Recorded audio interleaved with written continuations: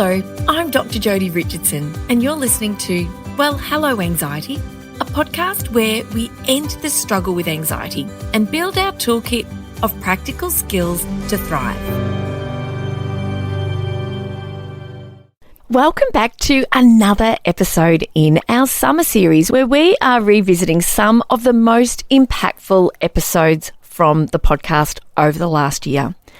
This one really struck a chord when it first aired, and for very good reason. Overthinking, rumination and worry are challenges that so many of us face, but if you live with anxiety, worry can be a huge part of the picture. And the thing about worry is it can keep us really stuck in a loop. It can be really exhausting and it takes away from the present moment. So if we're with people we love, we're parents with our kids, or we're doing something that's important or relaxing and enjoyable, but our attention is focused on something that's worrying us, then we don't get the most out of it, but also we don't get to really connect properly and enjoy the people that we're with. So I particularly sat down with this guest because she has expertise in this area, not only from all of her studies and professional training, but also from her own experience. So I sat down with Carly Taylor to unravel why we get caught in these cycles, and most importantly, what can we do to actually break free of this mental chatter, these cycles of worry and rumination and overthinking.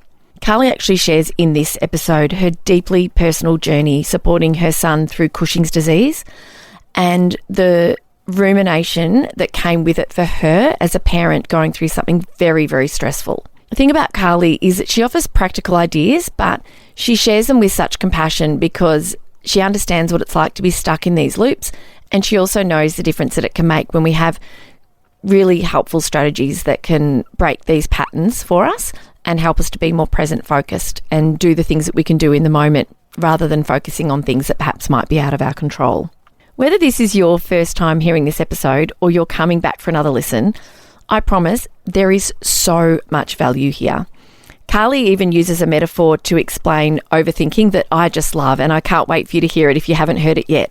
And I'm wondering if you've heard this episode, can you remember what Carly talked about? This particular metaphor might just change the way you approach your very own thinking patterns. So let's dive in.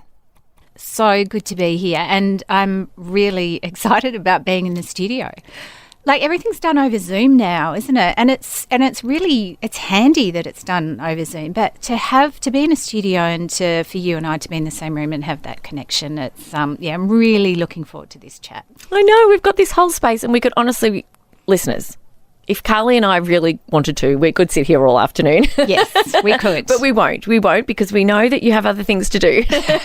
But we're sitting opposite one another and it's such a joy. So, and this topic, actually one of my beautiful listeners wrote in and asked for me to record something specifically on rumination, and I immediately thought of you. And so I wonder if you could start by telling us what rumination actually is. Yeah, so rumination, well, the American Psychological Association, their different definition of rumination is obsessional thinking involving excessive, repetitive thoughts or themes that interfere with other forms of mental activity. And I could expand on that because it interferes with activity in general as well. And I think if anybody is struggling with rumination, they would really relate to that. I have another explanation of rumination, and this is by somebody very, very close to me. Yeah. So my son, Oscar, who's 13 now, he had intense rumination, was about a year and a half ago. And I'll put some context around it. But I asked him last night, I said, what was it like for you? How would you describe it? And he said it was debilitating. He said it was exhausting. He couldn't focus on anything else because of these intrusive thoughts. And he said it was like, he described as an alter ego. So I kind of interpreted that as there was a part of him that had just taken over, but it wasn't him. He was he was able to recognise that.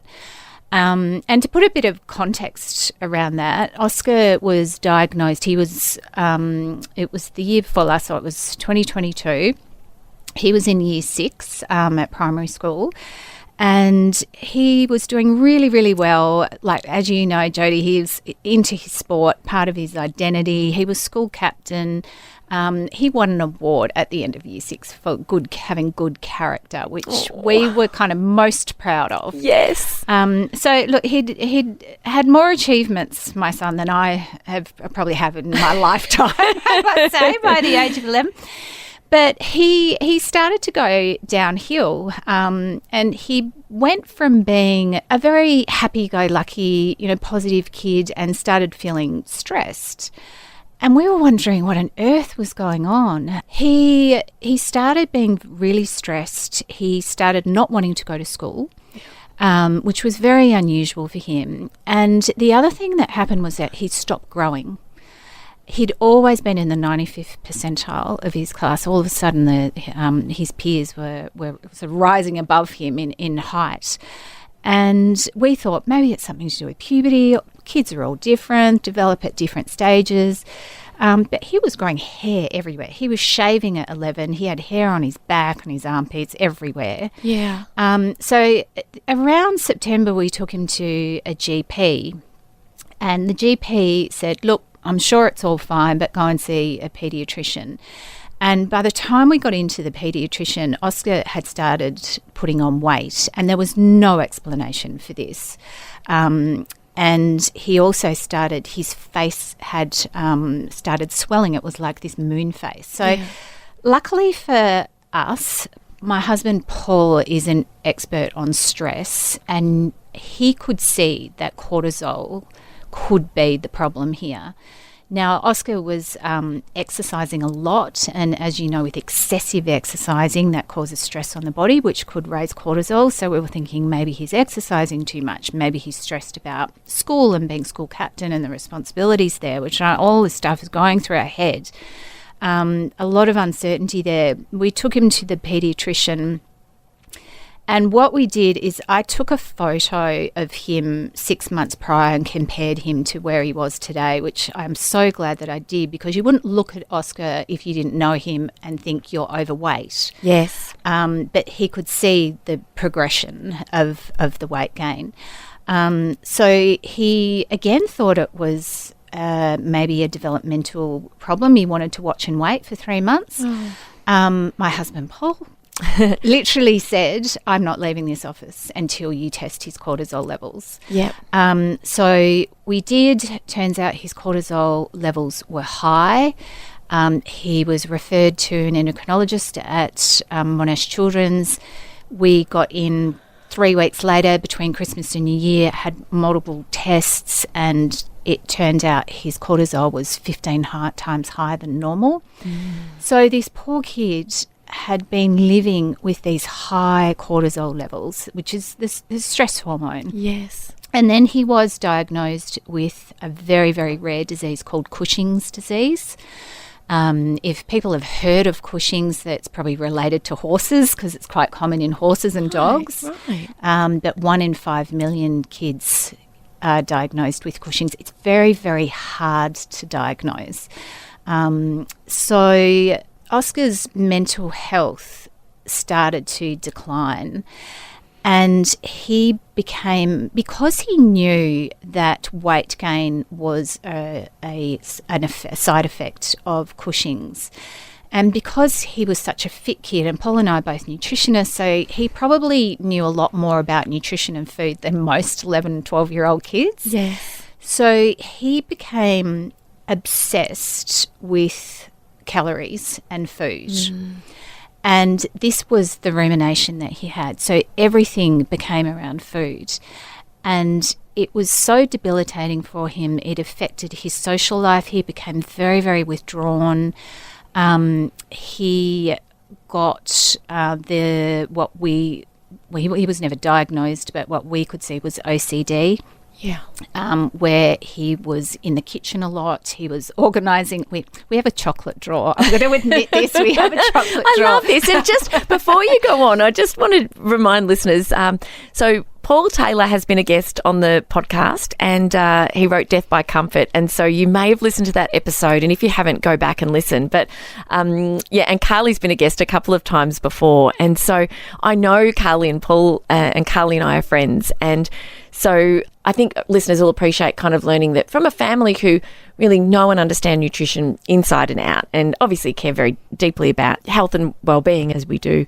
And obviously with the deep knowledge, understanding and care about health and well-being in the family. I love that you're about to tell us about your chocolate drawer. So please continue. Please continue. So the chocolate drawer is mainly dark chocolate. I will say that. But, occasionally there's other things. But Paul actually has quite a sweet tooth. Okay. Dobbing him in. I love it. Dobbing him in. With Oscar and the rumination that he had, the only thing that he could control were his actions. So he developed these rituals. And so the chocolate drawer was always immaculate. The fridge was always clean and nothing expired in it, everything. And the kitchen, we used to call the kitchen's been Oscared, because he would clean up the kitchen. Right. And so it was, I remember him saying to me, I just don't feel like a kid anymore. He said, there's like this dark grey cloud over me. And he said, I just want to be a kid again. So that's how intense it was. So with Cushing's disease, it's a tumour on the pituitary gland, and it's a functioning tumour. And what it does is it affects the HPA axis, which is the hypothalamus, the pituitary gland, and the adrenal glands. And what the tumour did was take over the job of the pituitary gland, and it was releasing ATCH, which then tells the adrenals to produce cortisol, but there was nothing telling the adrenals to switch it off. So it was this continual. We all have high, cortisol goes up in the morning and then it sort of tapers off the end of the day. Oscar's was constantly high all the time. And the reason I wanted to mention this is because as soon as that tumour was taken out, it was almost a change in his personality the next day. It was amazing and a relief, but also fascinating that all of a sudden these thoughts that he had just started to dissipate. So I was looking at some research to show the link between high cortisol and rumination. And there is definitely a link because, as you will know, high cortisol is a stress response. And what it does is it causes the part of the brain it affects the executive capacity of the brain. So the ability to focus, ability to plan, reason, all that stuff. Yeah. And your attention just kind of hones in on this one thing. And so anyone who is super stressed, is going through a stressful time or chronic stress who has high cortisol, it makes sense that rumination comes with that. Yes. So I kind of wanted to tell the story about Oscar just to link it to that. It's not just about psychology, because psychology can drive physiology, but physiology can also drive psychology. Yes, it can. It can. And I remember when we first spoke about this, when you first shared with me that Oscar was having these challenges and you were still trying to work out what was happening. I remember bumping into you guys and your family at the cafe in Mount Eliza and looking at Oscar and noticing a change. And at that point you had understood exactly what was sort of at the root of the change that you'd been witnessing. And I can see that knowing the way that you think and what's really important to you, obviously it must have been, I can't even imagine how difficult it was parenting Oscar through this with your own rumination of what was happening and worry as well. And I'd love to talk about the difference between the two. So you're kind of really, immersed in this worry and stress and what's going to come of all of this kind of thinking. But also now kind of with a little bit of distance, you're able to kind of look at it from the point of view of, well, this all makes perfect sense, and to kind of pull it apart a little bit and share kind of those reflections with us. So I thank you, because I feel like I'm welling up, like I feel teary, and you've done so well. But any parent listening will know that we lose our breath, our stomachs just fall away when, something's wrong with our kids. And so I really appreciate you sharing it. Thankfully, he's well now and he's back to his old self. And for you to be able to reflect and share kind of what you observed on the other side of all of this is really powerful. And this idea that it's not just about kind of what we think, it is so much more to the picture. So I thank you for that. The emotion that came up when Oscar was telling me about his experience, he welled up. Yeah. And so it's still raw, even though the tumour came out March the 8th last year. Which would be 2023. Yeah, yes. 2023. Oh, so it's a year since the surgery. Yeah. Over a year, yeah. And he is doing so well, but you talk to him about that time and the emotion comes up. It's still quite raw. That's how intense it was. Yeah. But it was definitely one of the worst periods of my life. Yeah. But I've done so much work on myself, and I'm sure you're the same. So all the study that I have done, for me to be able to coach others, I have to apply everything, all these tools and strategies to myself. So I feel I had grown so much. But the other thing I feel like is that we were in training for that. Yes. Like that was the biggest reality slap that we've ever had. Yeah. So it was difficult. It was painful. I cried a lot. Yeah. But the thing looking back on it that I guess I'm most proud of is that I was able to experience all that and accept the emotion that came up, but really turn my attention to what I could control. And so what I found is I would have these periods of on my own. I never cried in front of Oscar, but of just this like helplessness. And then I would pick myself up and I would go, right, who do I need to be in this situation? Yeah. And I've actually got a journal entry. I use my journal a lot, and I have a journal entry that says, I want this to be a distant memory and I want to look back at this time and know that we did everything that we could, that we were the best that we could be in this situation. And I do. I feel like I can look back. We're both getting emotional.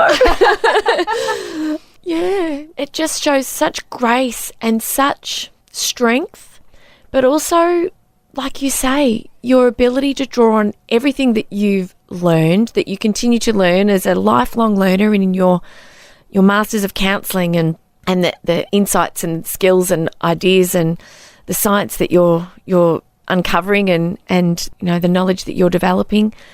It's so hard to do. It's it's natural to want to fall apart and you have your moments, and you said that you did that. You had your moments outside of your time with Oscar where you were able to really express how you felt, but there were other times where you were able to practice what it is that you share with others and put it to the test, I suppose, under the hardest of circumstances. And to have that journal entry and then to be sitting here, reflect that we're on the other side. And this is, I guess, not this moment here together recording, but this is a time in your life that you were looking to, this idea that it's a memory, it's in the past, we've come through it, and that you did everything that you could to support him and each other, and you have a daughter, Kira, as well, through the whole journey. So honestly, it's obviously taught you a lot as a person, but also as a practitioner. Yeah, oh, absolutely. It's easy to apply these tools and strategies when things are going well. Yes. The hardest part when there's a challenge, whether it's a small challenge or a big challenge. But I believe that we all need the tools and the strategies to train ourselves. So when we are hit hard, which we all will, there will always be a loved one that will die. Someone will get sick. Life is not going to run smoothly, and we're not going to be skipping through the roses every day. So I'm a firm believer that if we can train, then when those challenges hit us hard, we're prepared for them. Yeah. Yeah. And I believe that's what happened. Yeah. And that's exactly what happened. And so coming back to rumination, which you know better than perhaps you'd like to. Yes. Can you tell us the difference between rumination and worry, please? Yeah, so rumination is the part of the brain that is about the self. Yeah.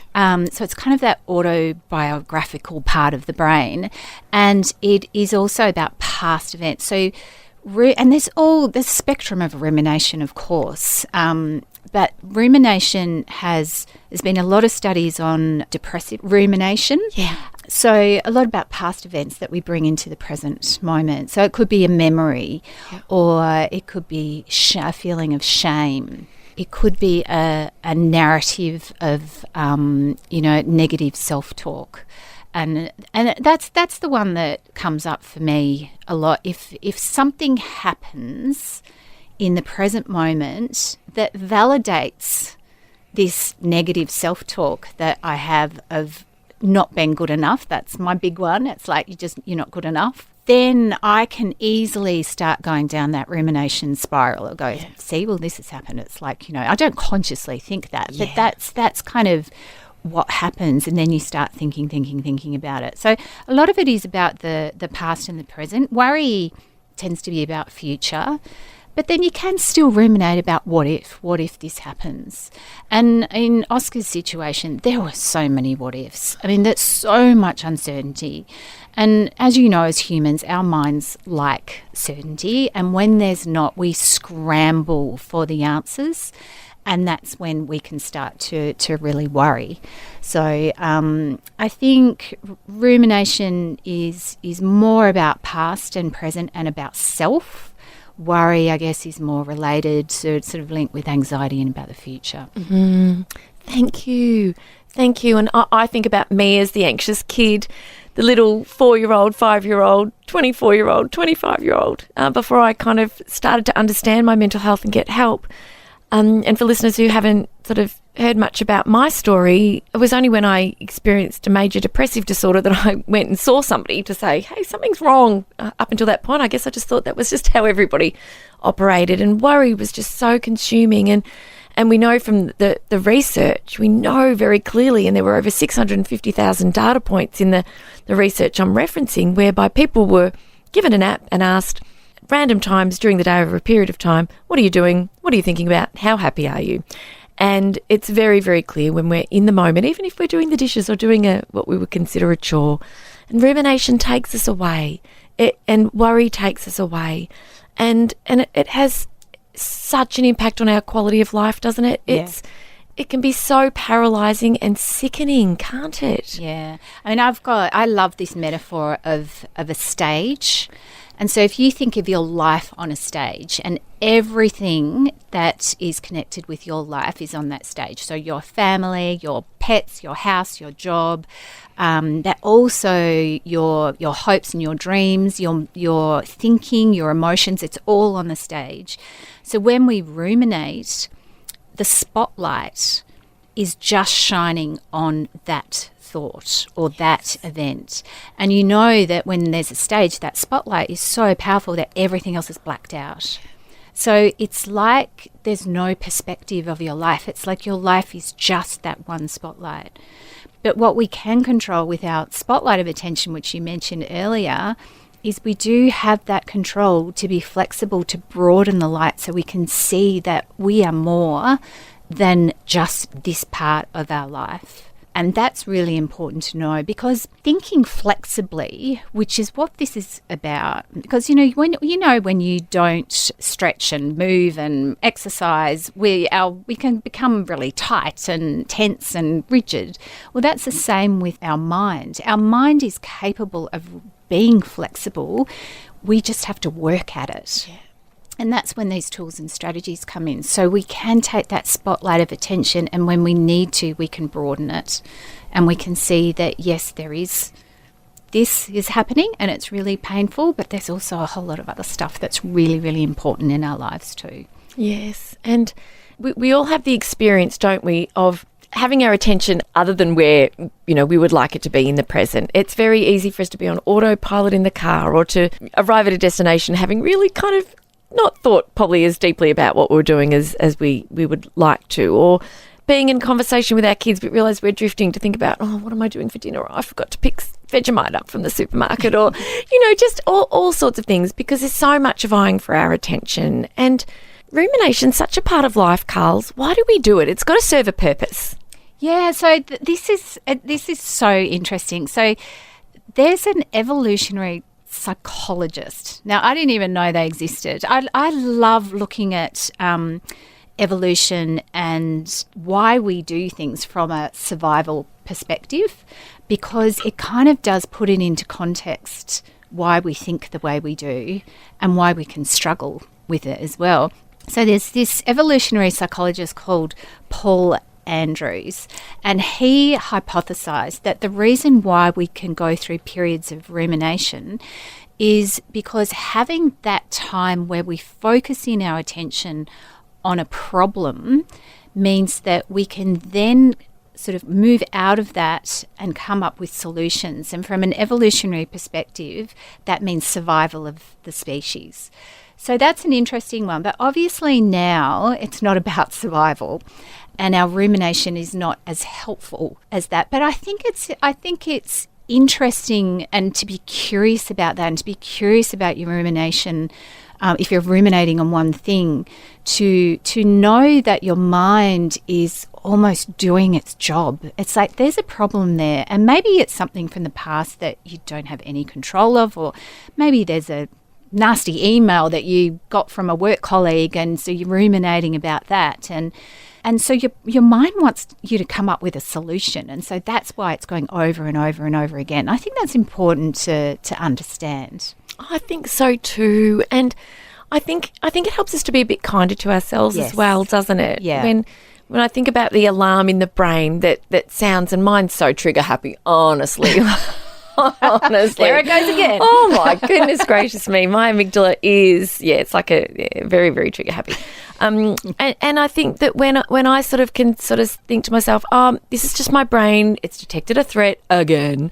It's trying to keep me safe. I think that enables us to be kinder to ourselves, because, if we're ruminating and then we're being hard on ourselves, or we're ruminating about ourselves, and why can't we just, live like other people and think like other people, snap out of it, whereas we kind of don't know what's going on inside of other people's heads, and it's very common too. Maybe we can talk about that as well. But I think it helps us just to have more compassion with ourselves and to go, right, okay, this is normal, this is natural, everybody does it. It once upon a time served a purpose, but the threats, kind of, I'm using quotation marks, to our kind of survival now are, like you say, an email, or a run-in with a colleague, or an issue on the road, or something happening with our kids, or an aging parent, or just too much to do.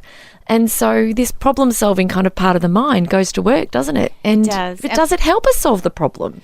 Well, I think it can. And I think it's important to know too that the way we respond to stresses in our life is different for everybody. And so much of it is based on our past experience. So I know that the challenges that I face when I do ruminate or I struggle, I know what they're linked to. Most of the time I do. I go, oh yeah, that's because this happened when I was a kid. And not to become a victim of that, but just to have more of an understanding. And as you say, that can mean that we're kinder to ourselves. It's like, yep, this is happening again. This is actually, I've been here before.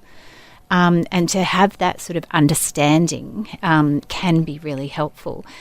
The other thing is, I find when I go through periods of rumination, I do become solution focused. And I guess this is the difference between rumination and reflective thinking. So I tend to go through a period of rumination, and then that kind of molds into reflective thinking, where I go, what do I need to do? What can I control in this situation? And I find sometimes, not all the time, but sometimes it's a period of growth for me, because I come out the other end and I have solved whatever problem it is. It might not be the specific problem, but it might be something to do with my character, or what strengths do I have, or what weaknesses are involved for me in this, and sort of have that more introspective, reflective process to go, what can I do now? Yes.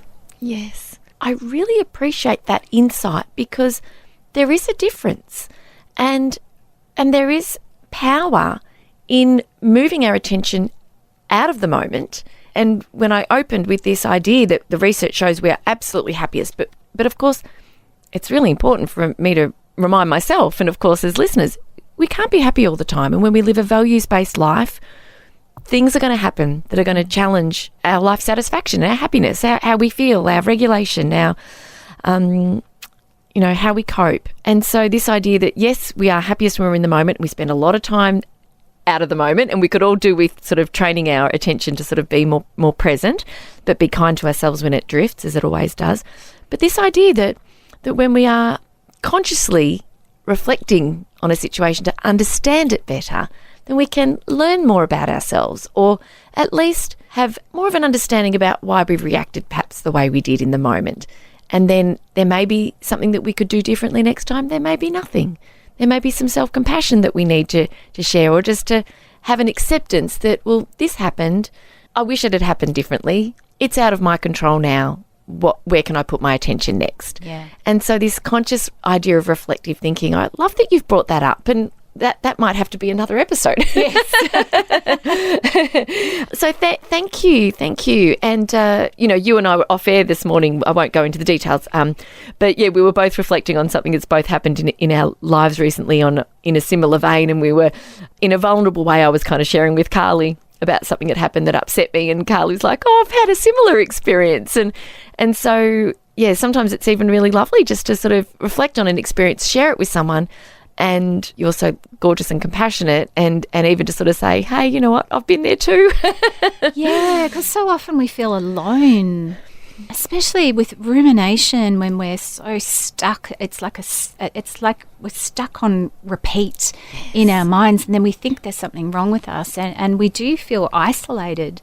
But actually talking about it to a friend or a health provider or someone who you trust, it can bring that sort of sense of common humanity, because we all struggle and we all suffer, and at different stages in our lives. And I think that's it's important to connect with people on that level, because it does help. I couldn't agree more. And there are a lot of people listening who you might not be sure who to talk to, and I think it's really worthwhile to stop and think about who in your circle you can reach out to, because the support of other people is really powerful in our lives, whether we're struggling with rumination or any other challenges with our mental health, or just ups and downs. And a chance to have a good vent to a really nice listening ear is really powerful. So have a think. If you're not sure, just sort of bring to your attention who might be the person that you might reach out to next time. Because having a bit of time to reflect about who that might be when things aren't too stressful can be really helpful. Carl, can we dive straight in now to some tools and strategies, things that you might share with your clients when you're working with people who really struggle with this and need that extra help? But for listeners who would like to sort of go, yes, this is really affecting my life, what are some of the things that they might be able to start to put into practice? Yeah, I think the umbrella tool that all other tools come into is really identifying what's within your control and what's not within your control. So Epictetus, the Stoic philosopher, said that our lives are in two zones. Zone 1 are all the things we can control, and zone 2 are all the things we can't control. Now, I get my clients to write down whether it's about a specific thing they want to work on, or whether it's just life in general, like the weather. We can't control the weather, especially Melbourne weather. To write these down, and when it comes to the things that you cannot control, obviously we cannot control other people, and a lot of the time our rumination is about others and their behaviour, or what they've said or what they've done. And they are all things that are not within our control. We can certainly influence them. We can't control the past. We can't control memories. But the big one that I think some people get surprised at is, because maybe they've never thought about it, is your automatic thoughts and emotions are not within your control. So if you have these intrusive thoughts that are just popping into your head like a popcorn machine, you cannot control them. And I think that can be a relief for people, because we want to control them. We want to get rid of these thoughts. They're not, but we want rid of them so we can live our lives. And of course, that's what we want the agenda to be. It's like, why can't I get rid of these thoughts? But you keep struggling with that. You keep struggling and putting your attention onto something that's not within your control. It's like throwing fuel on the fire. They're just going to exasperate. It's going to get bigger and bigger and bigger. So the first tool underneath that umbrella is around self-distancing. And this is not a new thing. We're human, and we're humans from back in the Stoic, 2,000 years ago. They talk about overthinking, negative thinking, and self-distancing. It's just that now there's more science behind it, and there's a lot of science behind this self-distancing. And what this is that it's when we can become the observer of our own thoughts. And Stanford University actually had a study that has linked this detached observer actually can result in less rumination over time. And there are a lot of ways that we can do this. One of the tools that I use is what we call the sage and gremlin. So the gremlin, we've got these different parts to us, okay? We're it's like having the little angel and the devil on your shoulders. We're always having a conversation with ourselves. And so we talk about the gremlin as that part of us that doesn't serve us well. So it's that part of us that has that critical thinking, is judgmental.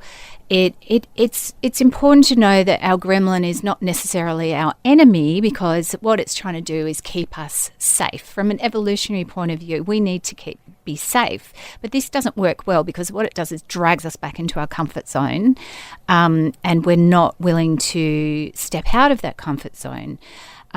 So identifying the characteristics of the gremlin. What does the gremlin say to you? What does the gremlin suggest that you do? Things like mindless distraction of scrolling on social media. That might be the gremlin says, I know how you can take a break from all these ruminating thoughts. Just scroll on social media. And of course, short term, that might work for a short time, but they're just going to come back pretty much straight away. So a lot of short-term strategies from the gremlin. Yeah.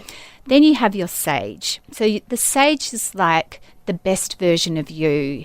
It's your wise mind, the advisor. There's lots of words that we can use for the sage. And we all have strengths. We just need to tap into them. So it's about identifying what strengths do you need to get through this period of your time, or what strengths do you want to work more on. So it might be, you might identify your own strengths, but then you might go, well, actually, I really love Jodi's strength in compassion. I need more of that. And so you might look at somebody else. It could be, a friend, a superhero, a celebrity. It doesn't matter who it is. It's like, I want to work on that. And so what it does is using that, you're focusing on what you can control. You can't control your gremlin. You will always have a gremlin. But what you don't want is your gremlin in the driver's seat, because whoever is driving the car, that's the direction you're going to go. Yeah. If you can get your sage in the driver's seat and boot the gremlin into the boot or the back seat and press the button and the security screen comes up. Security, you're in a limo. See ya. And you can still see it's like yabba yabba yabba, but you can't really hear. Yeah. So it's accepting the gremlin's always going to be, but not giving it the power, not giving it all your attention, and using your sage to really be your advisor of what do I need to do in this really difficult, painful situation? What do I need to do? And that's where you draw on that part of you. I love the way you've described that, and we're both very passionate about acceptance and commitment therapy. Yes. And listeners will have heard me before talk about anxiety is my gremlin, but it's part, it's a portion of my gremlin. Maybe it's just the head. I don't know. I'll have to think about it. I need to do some reflective thinking. There's more to my gremlin. There's a part of my gremlin that says eat more muesli bars when you're hungry instead of making a salad sandwich Just or making a salad. Mine is have another glass of wine.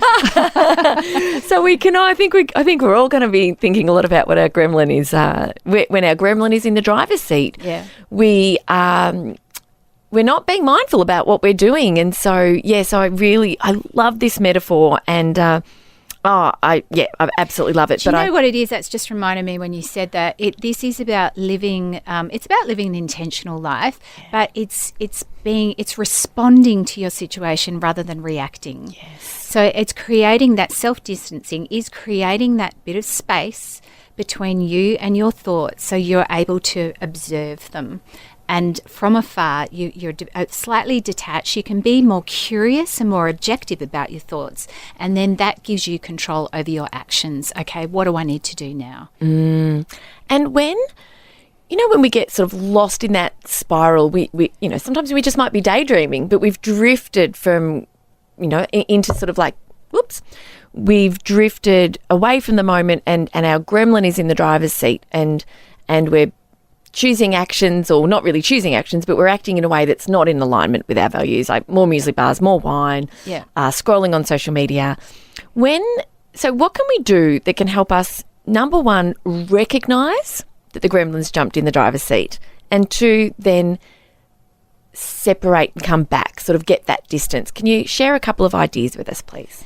I think this is practice, for one. The more you practice this, the more you're able to recognise when the gremlin is trying to get into the driver's seat. You want to kind of stop him beforehand. This isn't about leading a perfect life. Yeah. Your gremlin is always going to take over at some point, and then you can reflect and go, oh, yeah, okay, I recognise that. I recognise I reacted. I recognise that I was after a short-term relief here through whether it's scrolling on social media or drinking or drugs, or anything that gives you that short-term relief, but long-term it's not good for you. It's not leading you down that path that you want to go on. Yes. So practice, definitely writing down your gremlin and your sage, and really recognising the strengths that you have. That really helps to actually read it, because it's going to really mean more to you. And practicing when things are going well. Yeah. I think that's the key, is when things are going well, and recognising in ACT, I'm sure you probably talked about towards and away moves, because away moves are leading you away from the life that you want to live. They're more the gremlin.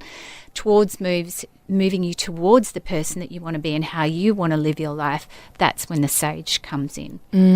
I really hadn't thought about the idea of writing it down, because the simple act of putting pen to paper, literally actually pen to paper, not typing it out, but because the way that we operate when we're writing is different to the way we operate when we're typing, and it helps to cement what we're doing a lot more. And we know this through the research of sort of revision and preparation for exams and the like. But when I stop and think about sort of personal examples, like this morning, I was up so early this morning, Carls, because I've got a couple of big things on my mind that are not stressful, but they're just big tasks I'd like to knock off today. And when I woke at 4:45 this morning, these tasks popped into my mind, and I thought, look, I couldn't go back to sleep. I thought I'd best get up. And I was doing one of these tasks, and then my little gremlin was like, "Ooh, what's happening over on Insta? Ooh, I wonder if there's been a new email." I mean, at 5 o'clock in the morning, seriously? Well, that's what the gremlin does. The gremlin is so persistent and very annoying. And I realise that, and I'm not alone in this, we're very easily distracted. We are being trained to be more easily distracted. If we spend a lot of time on our screens, for example, or even just the way media is created for us, it's constantly working to keep our attention. And so deep focused work and attention we do have to work at. And I noticed the urge to go and check my emails or jump on Insta, and I thought no. But do you know what? The one thing I didn't do was go a little like pat on the back, because I think it's nice, isn't it, when we go, I noticed an urge, I didn't act on it. Yeah. Take that, gremlin. And I refocused, and this is all happening within the space of a couple of seconds. It wasn't really super conscious, but in this conversation now, I've reflected on that. And the more we can notice it's happening, recognise it, and then make a conscious choice, intentional choice, as you were saying. Brilliant, brilliant. Do you know, that's reminded me too. I just think that's amazing that you did that, because you were able to create that space between the urge and you responding. And that's where the power is. Yeah. That's where the power to choose is. And that's what we can control. You couldn't control the urge. It's like it's just automatic. Gremlin's there. Oh, go and check him. I'll get a little dopamine hit. Yes. Yeah. But what you could control is how you responded to that. Yes. I love that. Yeah. Another tool that you've just reminded me is that with rumination, you know, it can be so constant and so exhausting. And focusing on your external environment can be really important. So having external rituals, and I think this is how Oscar coped with this ritual of cleaning up the kitchen and the chocolate drawer in the fridge, is it's what he could control. Yes. And that helped him to get through this. So having like a morning ritual where you say you have the rule in this ritual that you have no inputs. So you do not pick up your phone, you don't check your emails, you just have a period of time where you're easing into the day, whether this is journaling or exercising or doing or having a cup of coffee, a mindful cup of coffee, which is what I do, and just and have that time where there's none of these distractions that are coming in. That can really help. And also a night routine.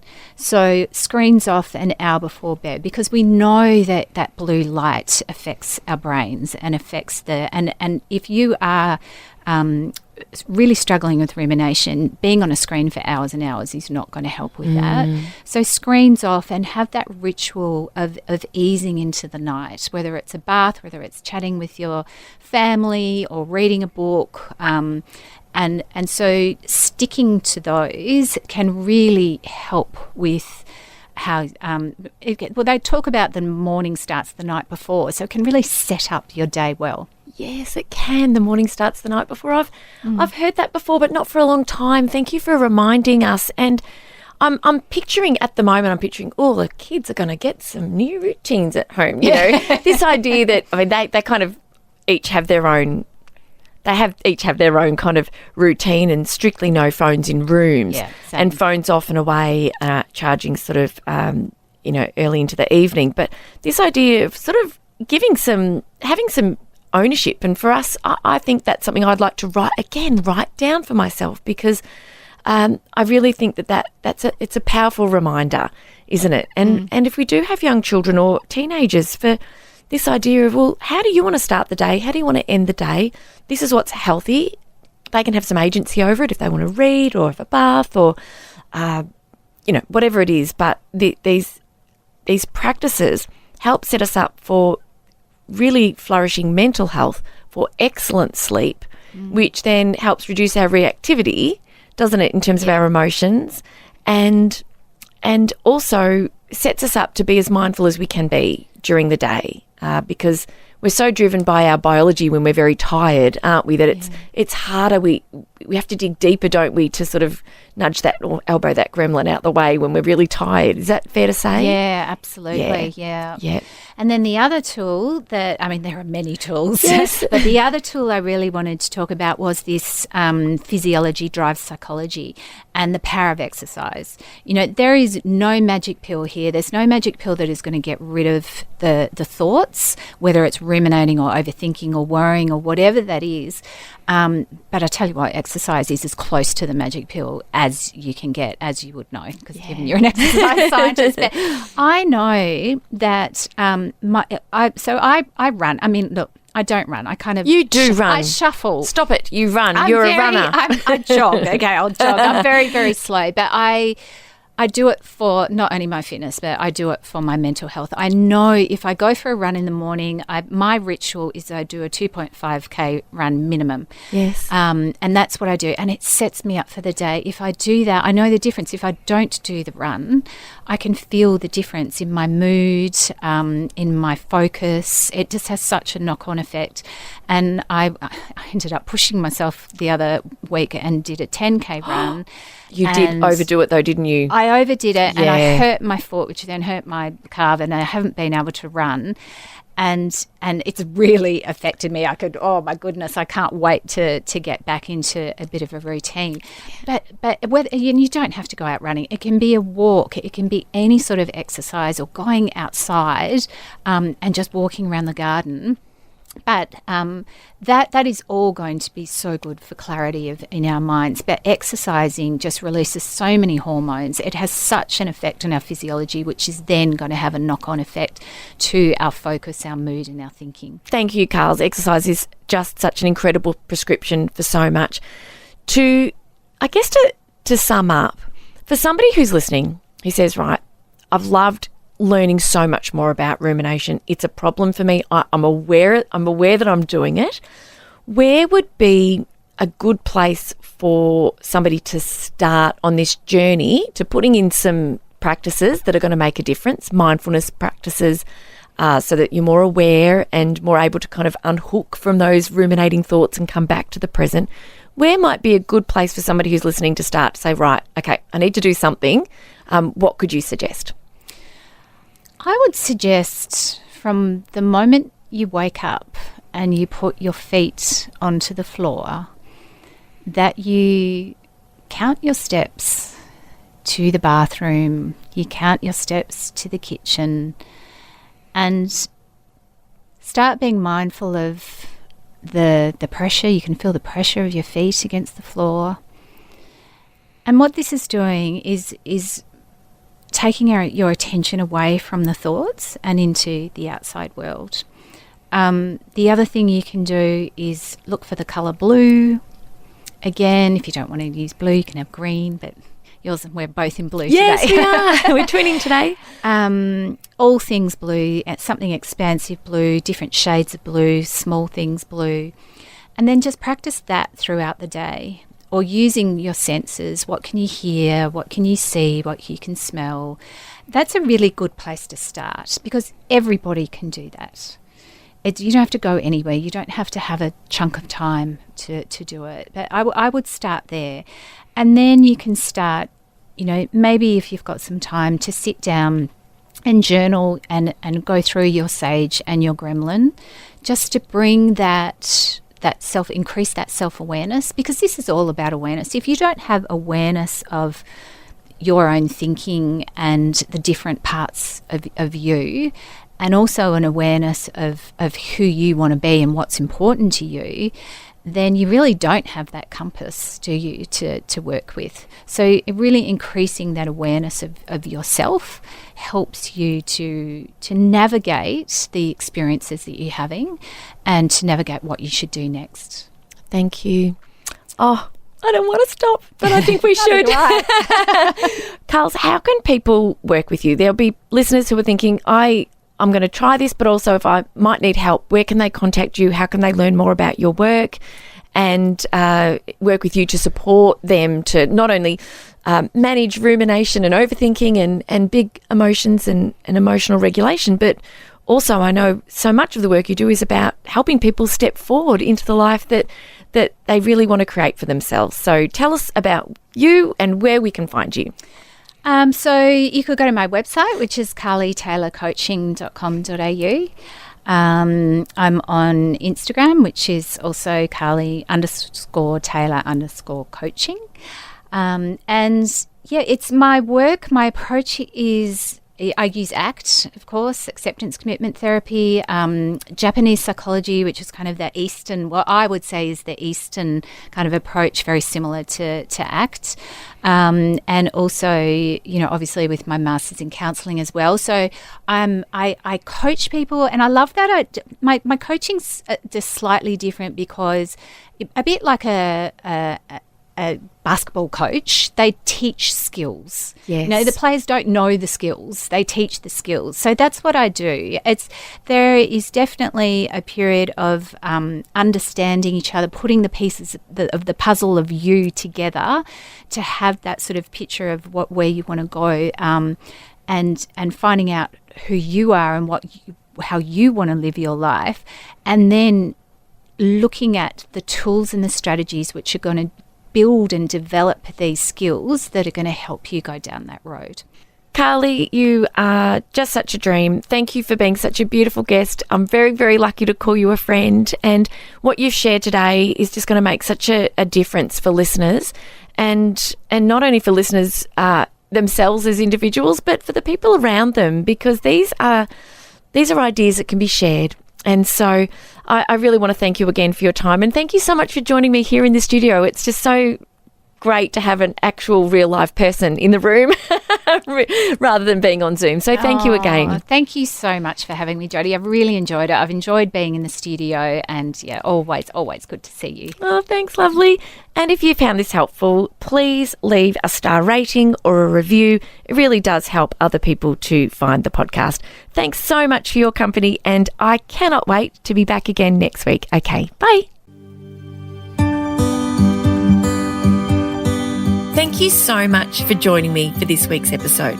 If you enjoyed it, please subscribe and leave a review. To keep the conversation going, I'd love you to join me over on Instagram. You'll find me at Dr. Jodi Richardson. Also, if you'd like a copy of my free 5-day mini email course, Calm Your Anxious Brain, then jump over to my website, drjodirichardson.com, and you can sign up down the bottom. I've really enjoyed having your company. Thanks so much. See you next time.